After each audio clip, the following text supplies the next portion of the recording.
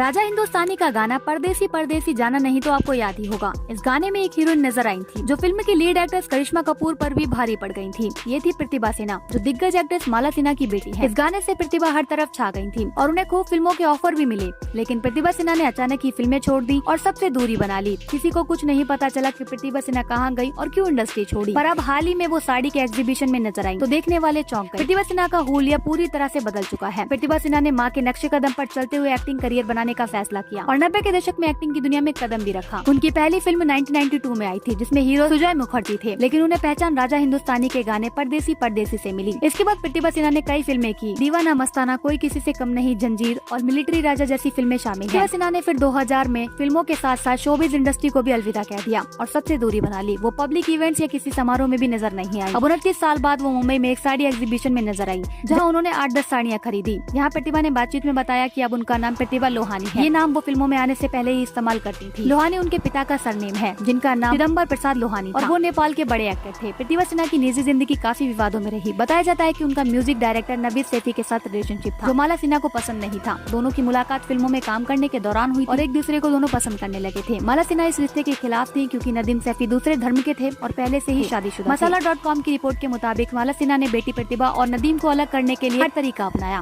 और वो इसमें कामयाब भी हो गई। प्रतिभा सिन्हा ने अचानक ही एक इंटरव्यू में कह दिया था कि उन्होंने ना तो कभी नदीम से शादी की है और ना ही वो कभी करेंगी। वो उनसे प्यार नहीं करती। इससे नदीम सैफी पूरी तरह से टूट गए थे और एक इंटरव्यू में खुलासा किया था कि कैसे माला सिन्हा ने उन्हें और उनके परिवार को बर्बाद करने की साजिश रची। वो उनके परिवार और पत्नी को फोन करके गालियाँ देती थी। वैसे आपको प्रतिभा सिन्हा कैसी लगती थी, हमें कमेंट करके जरूर बताएं।